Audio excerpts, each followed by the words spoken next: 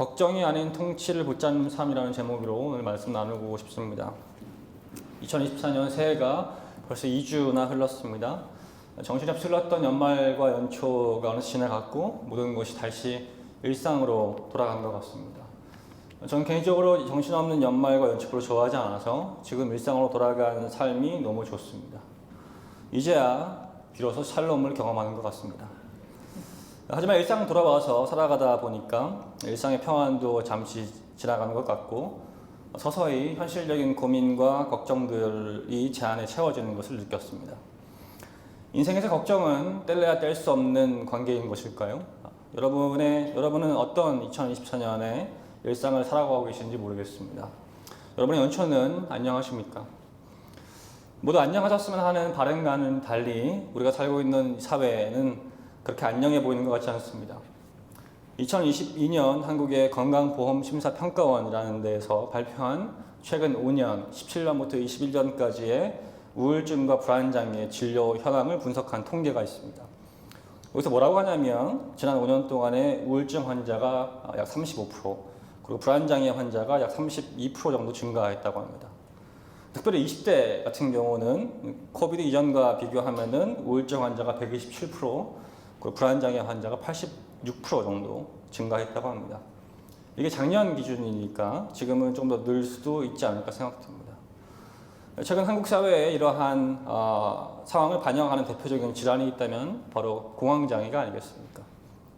미국도 비슷한 상황인 것 같습니다. 포브스에서 최근 인용한 통계에 따르면 올해 2023년 기준으로 작년 기준으로 성인의 32.3%의 여기 미국 현지인분들이 우울증이나 불안장애를 겪었다고 합니다. 현대사회에 만연된 우울증, 불안장애, 공황장애 같은 어떤 정신적인 질환의 뿌리를 생각해보면 결국은 그 뿌리는 걱정인 것 같습니다. 걱정이라는 것이 뭡니까? 걱정이라는 것은 어떤 생각에 우리가 머물러서 계속 염려를 하게 된다는 것이죠. 우울증, 우울, 불안 같은 이런 것들은 그 생각으로 인해서 경험되어지는 결과이죠. 감정적인 결과이죠. 우리는 삶을 살아가면서 걱정을 하고 삽니다. 먹고 살아가야 되는 걱정, 건강에 대한 걱정, 코비드 지난 다음엔 안전에 대한 걱정, 진로에 대한 걱정 등을 하며 살아가죠. 걱정으로부터 자유하고 싶은 것이 우리지만 또 그렇다고 정작 우리 삶에 걱정이 되는 것이 없다면 또 불안해하는 것이 또 우리인 것 같습니다. 오늘 본문의 대상이 되고 있는 1세기 사람들도 우리와 동일하게 걱정이라는 것을 하며 살았습니다. 역사학자들에 따르면 고대 근동의 고대 세계 도시의 일상은 오늘날 우리 사회에서 가장 빈곤한 상황에 놓여 있는 도시 환경보다 훨씬 열악했다고 합니다. 인간에게 가장 기본이 되는 물은 이제 그 당시에 제한된 하수 설비로 인해서 제한됐었죠. 사람과 동물은 물을 중심으로 살 수밖에 없었기 때문에 그나마 이 밀집되어 있는 하수 시설을 모여서 그 거주 밀도가 상상을 또 초월했다고 합니다. 그렇게 위생은 말할 것도 없었겠죠. 이러한 환경에서 사람들 대다수는 농업에 종사할 수밖에 없는 구조였고 일을 할 수 있다고 해도 당장 내일 먹고 살아가야 되는 식량을 구하는 것이 그 당시 사람들의 현실이었습니다. 더 나은 생활을 위해서 걱정하는 현대인들, 우리와는 좀 달리 그 당시 사람들은 정말 생존을 위해서 치열하게 걱정했어야만 하는 사람들이었습니다. 그런 그들에게 예수님께서 이렇게 말씀하셨습니다. 너희는 먼저 하나님의 나라와 하나님의 의를 구하여라. 그리하면 이 모든 것을 너희에게 더하여 주실 것이다. 그러므로 내일을 걱정하지 말아라. 내일 걱정은 내일 맡아서 할 것이다. 한낱 괴로움은 그날을 겪는 것으로 족하다. 굉장히 유명한 말씀이지요. 저는 이 말씀 볼 때마다 그 당시 사람들은 이 예수님의 말씀을 어떻게 받아들였을까라고 질문이 듭니다. 아무리 그 당시에 지지를 받기 시작했던 이 예수님이라고 한들 당장 먹고 살아가야 되는 질문들을 걱정들을 하고 있는 이들에게 먹고 사는 것 그렇게 걱정하지 말아라 라고 얘기하는 것처럼 들리기 때문입니다. 게다가 이 말씀을 문자적으로 믿는다고 해도 몇 가지 풀리지 않는 또 질문이 있습니다. 이 말씀이 하나님 나라의 일이라는 것을 내가 먼저 하면 내 인생의 필요를 채워주신다는 어떤 조건부적인 실제적인 원리를 얘기하는 것인지, 아니면 걱정하지 않기로 정신승리, 정신통일을 해서 살아야만 하는 어떤 그리스도인들의 피할 수 없는 운명과 같은 목표인 것인지 전 좀 헷갈립니다. 그래도 마음을 다잡고 말씀을 다시 보면 주님의 이 말씀은 문자적으로는 이해가 되는 것 같습니다. 이 말씀은 보통 이렇게 설교가 되었죠. 먼저 하나님 나라의 일을 하면 이후 먹고 사는 것을 해결해 주실 것이다. 걱정하지 마라. 여기서 하나님 나라의 일이라는 것은 보통 교회의 섬김, 헌금하는 것, 선교류 같은 것일 것입니다. 실제 교회에서 사역, 선교 같은 것을 먼저 했더니 내연실적인 문제가 해결되었다라는 간증이 한국 교회는 많았던 것 같습니다. 저는 이런 해석과 적용이 틀렸다고 생각하지 않습니다. 실제 그런 일이 많이 있었기 때문입니다. 다만 의문이 되는 것은 예수님께서 말씀하신 이 말씀이 과연 정말 이런 방법론적인 공식을 얘기하고 있는 것인가, 제안을 얘기하는 것인가 라는 것입니다. 여러분 어떻게 생각하실지 모르겠습니다. 저는 마음이 좀 삐뚤어져서인지 자꾸 질문이 듭니다. 개인적으로 저는 이 가르침이 공식적인 어떤 부분을 이야기하고 있는 것 같지는 않습니다. 하나님 나라를 위해서 내가 먼저 일하고 섬기면, 희생하면 내 필요가 채워진다는 공식이 모두에게는 적용되는 것 같지 않기 때문입니다. 솔직히 그렇게 되면 너무 좋겠습니다. 인생이 편할 것 같습니다. 왜냐하면 그렇게 된다면 우리 모두는 먹고 사는 것에 대한 걱정을 정말 말 그대로 하지 않고 그냥 하나님 나라이라는 것을 집중하면 되는 것이기 때문입니다. 하지만 우리는 우리의 삶이 인생이라는 것이 수학 공식과 같은 것을 적용하는 것처럼 돌아가지 않다는 것을 너무나 잘 알고 있습니다. 만약 제가 1세기 이 당시에 있는 군중 중 한 사람이었다면 저는 이 말씀이 오히려 제게는 더 걱정스러운 말씀으로 다가올 것 같습니다. 왜냐하면 먹고 살아가는 것 준비할 대신에 하나님 나라의 일이라는 것을 먼저 했는데 당장 내일 먹을 것이 공급되지 않는다면, 채워지지 않는다면 어떻게 해야 되나 생각이 들기 때문입니다. 제가 믿음이 없어서 이런 생각이 드는 것일까요? 맞습니다. 믿음이 없는 것 같습니다. 예수님께서 이런 생각 가지고 있는 제게 믿음이 적은 사람들이라 라고 꾸짖고 계신 것 같습니다.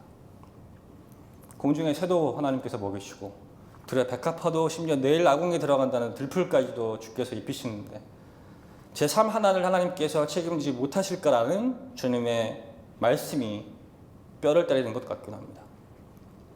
머리로는 알고 있습니다. 하나님께서 온 우주를 만드셨고 하나님께서 온 우주 만물을 통치하신다는 주관자라는 사실을 말합니다. 우리는 지난 한 주 골로새서 1장을 묵상하면서 더욱 알게 되지 않았습니까? 1장이었습니다. 골로새 1장, 우리가 묵상한 본문은. 모든 만물이 예수님께로부터 나왔고 모든 만물이 예수님 때문에 존재한다는 그 말씀. 그래서 그분이 모든 것을 책임지시고 다스린다는 것을 저는 알고 있습니다. 그래서 제가 예수님께로부터 나왔고 그분께 훗날 돌아간다는 것 또한 저는 알고 있습니다. 물질을 넘어선 이 영적인 질서가 본질이라는 것을 저는 알고 있습니다. 심지어 저는 이것을 아는 것을 넘어 믿기까지 하고 있습니다. 이것은 제가 목사라서가 아니라 제가 정말 주님을 믿고 주님을 따르고 싶어하는 제자이자 그분의 자녀이기 때문에 저는 이 말씀을 믿고 있습니다. 하지만 문제는 뭐냐면 현실 앞에서는 걱정이 된다는 겁니다. 제 믿음의 문제로 봐야 하는 것일까요? 걱정하지 말라고 하셨는데 정실통일하지 못해서 생기는 어떤 믿음의 결과로 봐야 하는 것일까요? 만약 이것이 믿음의 문제라면 감사하게도 저 혼자만 이런 류의 믿음을 가진 것 같지는 않습니다. 성경의 여러 인물을 보자면 그들도 걱정이 있었고 불안이 있었기 때문입니다. 가장 대표적인 인물은 베드로죠. 마태복음 15장을 가시면 베드로가 물 위를 걷는 장면이 등장합니다. 유명한 장면이죠. 배 위에 있던 제자들에게 예수님께서 먼저 수면 위로 다가오셨죠.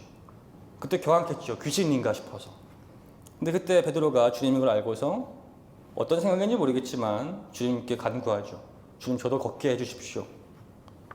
예수님께서 결국 그가 그렇게 하도록 하셨습니다. 물 위로 나오라고 하셨죠. 하지만 베드로는 이내 바람을 느끼고 무서워서 바로 빠져버립니다. 그때 예수님께서 말씀하셨죠.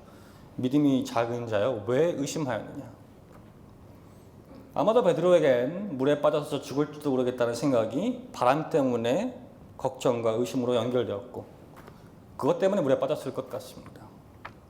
베드로는 기적을 경험하고 있었죠. 물 위를 걷는 동시에 물에 빠질지 모른다는 걱정도 하고 있었죠. 또 다른 인물이 있다면 그는 바울입니다. 그럼 바울은 누굽니까? 그는 유대인 중에 유대인이었고 로마의 시민권을 가졌었고 그리고 신약 성경의 반이나 기술한 유명한 사역자였습니다. 그는 성경에 나온 어떤 인물보다 강하고 담대했죠. 심지어 그는 복음 때문에 감옥에 들어갔었고 매도 수없이 받아 죽을 뻔도 했습니다. 하지만 고린도전서 2장 3절을 보면 이렇게 바울의 마음이 기록되어 있습니다. 내가 여러분과 함께 있을 때 나는 약하였으며 두려워하였으며 무척 떨었습니다. 걱정하고 있다는 얘기입니다. 바울이 이렇게까지 걱정에 사로잡혀서 살아가고 있었던 두려워했던 가장 큰 이유는 자신의 목숨 때문이 아니었습니다. 뭐 때문이었냐면 그는 교회를 향한 염려 때문이었습니다. 그래서 후서 고린도후서 11장 28절 이렇게 얘기하죠. 그 밖의 것은 제쳐놓고서라도 모든 교회를 염려하는 염려가 날마다 내 마음을 누르고 있습니다. 그야말로 바울은 현실에서 이단, 관계, 재정 마치 1세기 사람들이 먹고 살아가는 문제를 직면했던 것 같이 이 교회의 현실적인 문제에 직면해서 날마다 염려하고 있었습니다. 이쯤 되면 제가 오늘 설교를 작정하고 말씀에 반항하는 듯이 준비한 것으로 보입니다. 베드로, 바울 모두 걱정에 사로잡혀 살았는데 내가 뭐가 무슨 문제가 있습니까? 이 정도면 좀 된 거 아닙니까? 라고 하면서 말입니다. 이런 논리를 펼치고 있는 것처럼 보입니다. 그럼에도 불구하고 주님의 이 말씀 믿음이 적은 사람들은 계속해서 오늘 본문 속으로 저를 끌어당기는 것 같습니다. 사실 오늘 본문에서 말씀하시는 주님의 이 말씀을 온전히 이해하기 위해서는 오늘 본문이 포함된 마태복음 6장 전체의 내용을 좀 우리가 기억할 필요가 있습니다. 마태복음 6장은 우리가 지난 특별 새벽기도 때 묵상에 있었던 산 위에 사셨던 8가지 복에 대한 메시지부터 시작이 되었습니다. 예수님께서는 이 팔복에 대한 말씀을 선포하셨고 그리고 올해 우리 교회 주자의 말씀과 같이 바로 다음에 등장하는 당신의 자녀들이 빛으로서 살아가도록 그 정체성을 심어주셨습니다. 그리고 주님께서는 그 정체성, 빛이라는 정체성을 가진 사람들이 살아가야 할 실제적인 어떤 삶의 방법을 5장의 후반부부터 쭉 말씀하셨죠. 오늘 6장은 이런 흐름의 연장선에 있습니다. 그래서 6장의 내용을 기억하시면 구제함을 하는 것, 기도를 하는 것, 금식을 하는 것이 담겨져 있습니다. 예수님의 이 세 가지 가르침인 한 가지 주제로 압축될 수 있는데 그게 뭐냐면 사람 앞에서 하는 것이 아니라 하나님 앞에서 하는 겁니다. 당시 유대 전통에서 구제하는 것, 기도하는 것, 금식하는 것과 같은 종교 활동은, 종교 행위는 보통 남에게 드러내도록 하는 것이 일반적이었습니다. 그래서 하나님께서는 올바르게 믿는 사람들, 그래서 하나님을 믿는 사람들은 그 당시 정서에는 올바르게 믿는 사람들은 물질적인 복을 하나님께서 드러나도록 주시는 것과 같이 인간의 입장에서 하나님을 하는 것도 반응하는 것도 드러내도록 남을 돕고 드러내도록 기도하면서 금식하는 것이 대중적이었습니다. 그래서 예수님께서는 하나님과 친밀하다고 여겨지는 리더십들, 바리새인들, 서기관들, 율법학자들 이 사람들의 삶의 태도가 그 방식이 맞지 않다고 비판하신 것이죠. 그것은 세상의 소금과 빛으로 정체성을 부여받은 사람들의 삶이 아니다라는 것이기 때문입니다. 주님께서는 지도자들의 이러한 모습을 꾸짖으시면서 지금 자신 앞에 모여 있었던 복음을 듣고 있었던 대다수의 가난한 사람들에게도 동일한 메시지를 주셨습니다. 사람 앞에서 구제하는 것, 기도하는 것, 금식하는 것 하지 말라고 하면서 말입니다. 아마도 주님의 이 메시지는 그 당시 사람들에게 좀 놀라웠을 것입니다. 왜냐하면 그들 또한 남을 돕고 기도하고 금식하는 것 같은 종교 행위는 당연히 그들과 같이 하는 것으로 알고 있었기 때문입니다. 무엇보다 그들은 바리새인과 같은 삶을 대놓고 살아가는 삶을 살지 못하는 것에 대해서 아쉬워하고 심지어 한탄까지 했을지도 모르겠습니다. 나는 그렇게 못 살기 때문에 라는 것 때문이죠. 하지만 주님께서는 그런 그들에게 분명하게 선포하셨습니다. 사람 앞에서 그것들 하지 말고 하나님 앞에서 하라. 하나님 앞에서 살아가라 하시면서 말입니다. 이것은 예수님께서 6장을 통해서 하시고자 했던 가르침이 크리스천으로서 지켜야 하는 어떤 규칙이라기보다는 완전히 새롭게 갖추어져야 될 세계관이라는 것을 의미합니다. 세계관. 세계관은 무엇입니까? 세계관은 이 세상을 바라보는 관점입니다. 이는 누군가 가지고 있는 지식, 생각, 관념, 철학적인 것들로 세상을 바라보는 눈을 의미합니다. 예수님께서는 당신의 자녀들이, 백성들이 이미 빛과 소금으로 부름받았다고 가르치셨습니다. 그들 보고 빛과 소금이 되라고 하지 않으셨죠. 이미 빛과 소금이라고 정체성을 하셨습니다. 그리고 주님께서는 그렇게 부름받은 사람들이 기존의 세계관으로 살아가는 것이 아니라 완전히 새로운 세계관으로 살아가도록 원하셨습니다. 그 새로운 세계관은 무엇이냐면 하나님이 우리라는 존재와 우리가 살아가는 삶의 모든 부분을 통치하신다는 것입니다. 왕으로 임하신다는 것입니다. 그래서 그분께서 다스리시는 모든 통치를 인정하고 그 통치를 경험하라는 것입니다. 마치 서두에 제가 잠깐 언급했었던 이번 주 큐티였던 고로스 1장의 말씀과 같이 예수님 앞에서 모든 것이 집중되어지고 주님 앞에서 모든 것이 나왔고 돌아가는 것처럼 말입니다. 이는 현실을 초월하여서 실존하시지만 현실의 모든 것을 다스리시고 주관하시는 하나님의 주권을 실제로 경험하게끔 하는 새로운 세계관이었습니다. 그 예수님께서 오늘 본문의 마지막 통에서 이 세계관의 절정을 이끌어내셨죠. 그 절정이 뭐였냐면 아까 얘기했었던 먼저 하나님의 나라와 그 의를 구하라는 것이었습니다. 그렇게 하면 이 모든 것을 더해 주신다는 것이었죠. 이것을 먹고 살아가야 되는 문제에 대해서 나 혼자 힘으로 내가 책임지며 살아가는 것이 아니라 그 또한 하나님 앞에서 주권을 내어드리라는 것입니다. 그 또한 내어드려서 하나님과 함께 방법을 찾아가라는 말씀이었습니다. 먹고 살아가야 되는 문제 또한 구제하고 기도하고 금식하는 것처럼 하나님의 통치 아래에 있기 때문입니다. 그래서 마치 물 위를 걸어왔던 베드로가 바람이 아닌 주님만 보면서 걸어왔던 것과 같은 이치였습니다. 베드로가 물 위를 걸을 수 있었던 것은 전적으로 만물을 다스리시는 예수님의 통치 능력 때문이었습니다. 베드로는 물 위를 걸을 동안 어떤 능력도 전략도 가지고 있지 않았습니다. 그는 그냥 예수님만 바라보면서 물 위에 발을 내딛었을 뿐입니다. 하나님 나라와 그 의를 구하는 것은 바로 이런 것입니다. 물 위를 내가 어떻게 걸을 수 있지? 내가 얼만큼의 보폭을 내가 내딛어야 되지?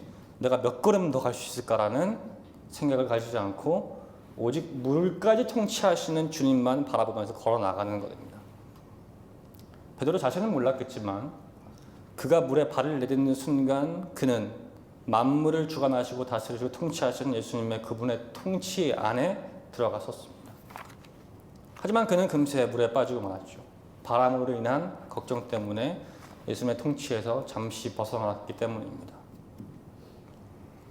예수님께서 베드로가 물에 빠졌을 때 오늘 본문에 걱정하고 있는 사람들과 같이 그의 믿음이 작았다고 말씀하셨습니다. 그런데 이것은 왜 베드로 너의 믿음이 이것밖에 안 되냐라고 문장이 주는 어떤 질책의 뉘앙스로 보이지는 않습니다. 오히려 제게는 위로로 들립니다. 우리의 믿음이라는 것이 바람 앞에서 그렇게 쉽게 흔들릴 수밖에 없다는 어떤 안타까움으로 들립니다. 중요한 것은 우리의 믿음이 작다는 데 있는 것이 아니라 이런 우리의 믿음이라도 이렇게 작은 믿음을 가지고 있는 사람이 나라고 해도 주님께서는 우리를 물속에서 건진다는 사실입니다. 실제 주님께서는 베드로의 믿음과 상관없이 그를 책임지시고 물 위로 끌어올리셨죠. 예수님은 그런 분이라는 겁니다. 우리가 걱정함으로 우리의 힘으로 문제를 통제하고 해결하라고 그래서 그분의 통치에서 나오려고 할 때 자신도 모르게 결국 주님께서는 당신의 통치하심으로 우리를 끌어당기셔서 구하시는 분이라는 겁니다. 보통 우리는 누군가의 통치를 받는다고 하면 지배를 받고 간섭받는다고 생각합니다. 결혼하신 분들은 더 이해하실 수 있을 것 같기도 합니다. 제 아내가 저의 지배를 받고 있다고 아내는 여기지 않지만 그렇게 느낄 때가 종종 있는 것 같습니다. 어찌나 답답해하는지 늘 벗어나고 싶어하죠. 이 아내도 마찬가지입니다. 자신은 모르지만 우리의 통치 아래 있죠. 그래서 늘 도망치고 싶어합니다. 하지만 하나님의 통치하심은 지배를 받거나 감시를 받거나 하는 그런 차원이 아닌 것 같습니다. 하나님의 통치는 결국 구원으로 연결되는 좋은 소식이기 때문입니다. 사실 이 통치에 대한 개념은 이미 구약에서부터 시작이 되었습니다.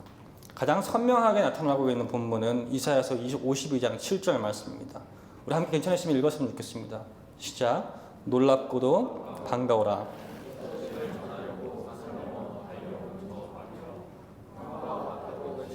복된 희소식을 전하는구나. 구원이 이르렀다고 선포하면서 시온을 보고 이르기를 너희 하나님께서 통치하신다 하는구나. 구원은 하나님의 통치 안에서 임한다는 것입니다. 그래서 하나님의 통치하심은 복된 기쁜 소식, 희소식이라는 것이죠. 그렇게 오늘 본문에서 주님께서 말씀하고 계신 믿음의 적은 사람들아, 믿음이 적은 사람들아, 이 말씀은 베드로를 안쓰러워하시고 위로하시고 하셨던 그 격려로 동일하게 들립니다. 먹고 살아가는 것 걱정할 수밖에 없고 인생의 크고 작은 일에 놀라면서 염려할 수밖에 없는 나약한 우리를 주님께서 안타까워하시는 것으로 제게는 들립니다. 그래서 이런 우리라도 하나님께서 끝까지 그 인생을 통치하시고 책임지실 것이기 때문에 내일 걱정은 내일로 하고 오늘 끌고 오지 말고 그래서 오늘 걱정으로 그치라고. 그래서 하나님 당신을 바라보고 격려하는 것으로 저는 들립니다. 우리를 끝까지 통치하시겠다는, 그래서 우리를 끝까지 책임지시겠다는 주님의 강한 의지로 저는 느껴집니다. 작년 연말 저는 사실 지옥을 경험하고 있었습니다. 늘 해왔던 사회의 양보다 작았던 것 같은데 삶은 분주했던 것 같고 늘 만났던 많은 사람들보다는 적은 인원을 만났는데 마음은 부산했던 것 같습니다. 생애 처음 아빠가 되어서 아내와 함께 육아를 했었던 기뻤던 순간도 잠시였던 것 같고 지금도 기쁩니다. 그렇지만 잠시였던 것 같고 늦게 좀 아기가 생겨서 체력이 좀 부족해져인지 점점 예민해져 가는 저를 봤습니다. 안 그래도 예민한 사람인데 더 예민해지니까 괜히 아내한테 시비나 걸고 이한이한테 시비나 걸고 그러다 다투고 그렇게 연말을 보내니 그야말로 지옥이 따로 없었습니다.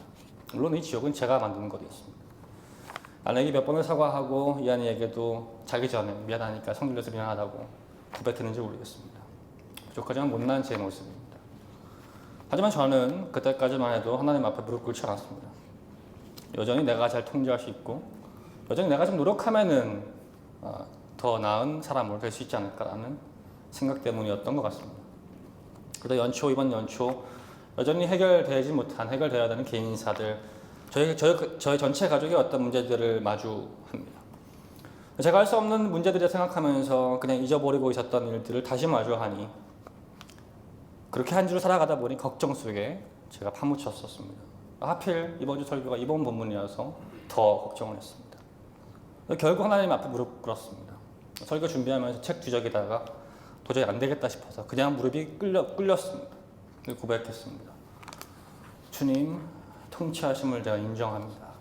그리고 바로 회개했습니다. 하나님, 제 힘으로 하려고 하고 제 능력으로 제 통제로 뭔가 하라고 했던 것을 하나님 회개합니다 라고 하면서 말입니다. 아마도 저는 하나님을 잊었다기보다는 하나님께 내가 이런 것까지 맡겨드려야 하나, 아니면 해결하기가 좀 어려운 일인데 언젠가 하나님 도와주시겠지라는 어떤 게으른 마음에서 하나님의 지금 나의 삶의 모든 통치를 인정하지 않았던 모양입니다. 아니, 솔직하게는 내가 내 가정을 잘 챙겨서 하나님과 사람들에게 인정받고 싶어하는 내 삶의 어떤 내 문제들은 결국 내가 혼자 감당해야지라는 자신도 몰랐던 교만한 책임감 때문이었던 것 같기도 합니다. 그러나 지옥을 경험하고 하나님께 무릎을 꿇었습니다. 하나님, 제 삶의 모든 영역에, 특별히 제 가족의 어떤 이슈들에 모든 하나님의 통치하심이 있습니다라고 고백이 터져 나왔습니다. 자격 없고 고집스러우며 교만한 한 목사의 모습입니다. 그런데 제가 이 못난 모습을 나눠드리는 이유는 제가 무릎을 이제야 꿇었다는 것을 자랑하고 싶어서가 아닙니다. 이런 못난 인간이라도 하나님께서 통치하시고자 이 땅에 그분의 아들을 보내셨다는 사실 때문입니다. 그분께서 이런 자격 없는 저를 위해 십자가에서 죽으시고 부활하셨다면, 그리고 그분께서 온 우주를 다스리시고 통치하시는 정말 그분이라면 저는 100번이고 이 주님이 어떤 분인지 나누고 싶습니다. 믿음이 약하여서 주님의 통치하심을 바라보지 않았던 베드로를 물속에서 구원하신 분이 그 주님이시라면 그분은 동시에 제 삶의 모든 부분까지 구원하시고자 하는 분이심을 저는 믿습니다. 당장 먹고 살 고민하면서 세상으로 뛰쳐나가서 자신의 힘으로 가족을 부양하게 했던 1세기 그 많은 사람들까지도 책임지시고자 하는 분이 그분이시다면 그 주님께서는 제 삶에 아무리 큰 어려움이라고 해도 문제라고 해도 통치하실 수 있는 분이라는 것을 저는 또 믿습니다. 사랑하는 성도 여러분, 저와 여러분이 지금 걱정하고 있는 인생의 문제들은 무엇입니까? 어떤 분들은 재정의 문제로, 어떤 분들은 관계의 문제로, 어떤 분들은 또 질병의 문제로 걱정하고 있을지 모르겠습니다. 모두가 다 말 못할 이야기를 가슴 한켠에 지니고 산다고 또 어떤 분들은 또 다른 어려움을 가지고 살아갈지 모르겠습니다. 기도 100번 해봤는데 응답은 없고 변화도 없이 그냥 언젠가 해주시겠지 하는 그런 걱정함으로 또 살아가고 계신 분도 있을지 모르겠습니다. 하지만 오늘 말씀은 우리가 믿고 따르고 있는 그 예수님이라는 분이 우리의 삶을 한치의 빈틈도 없이 완전히 통치하시는 분이라고 말씀합니다. 우리는 믿음도 연약하고 고집도 있고 죄성까지 있어서 내 힘으로 해야 한다고, 이 정도는 내 힘으로 하고 싶다고 걱정을 붙들고 심지어 우리도 모른 채 걱정을 사랑하기까지 하는 존재입니다. 하지만 예수님께서는 우리에게 왜 너의 믿음이 그거밖에 안 되냐라고 꾸짖으시기는커녕 새를 먹이시고 백합화와 풀까지 통치하시는 그 능력으로 우리의 삶을 통치한다고 고백하시는 분이십니다. 그렇게 탕자와 같이 늘 집을 나서고 싶어하는 우리지만 예수님께서는 나라는 한 영혼까지 끝까지 찾아 나서시면서 끝까지 우리를 물속에서 구원하시겠다고 하시는 그 주님이십니다. 그 주님께서는 마치 믿음이 적은 사람들아, 그래도 괜찮다, 내가 너와 함께 한다, 내가 너를 통치한다, 내가 너를 책임진다고 말씀하시는 분이기 때문입니다. 예수님께서 이런 분이심을 우리가 알고 아는 것으로만 믿는다면 우리 내일 일은 내일 걱정해도 충분하지 않겠습니까? 예수님께서 이런 우리라도 함께 하시겠다고, 책임지시겠다고, 품어주시겠다고 하시는 분이라면 우리 인생의 걱정거리보다 하나님 나라의 일과 하나님 나라의 의를 먼저 구해도 되지 않겠습니까? 우리 함께 그 예수님에게 내 인생의 모든 걱정을 맡기고 그분의 통치를 인정하며 그분을 신뢰하는 것을 이제는 배워나가도 되지 않겠습니까? 새롭게 시작한 2024년 1월 우리 인생의 모든 부분을, 특별히 우리가 걱정하고 있는 모든 부분까지 예수님께 내어드리십시다. 그래서 그분의 통치를, 그분의 완전한 통치를 인정하고 그분의 함께 하심을 경험함으로 걱정 대신 샬롬을 경험하십시다. 주님의 완전한 통치 안에 그런 귀한 샬롬의 삶을 살아가시는 저와 여러분 되시기를 예수님의 간절한 이름으로 축원합니다.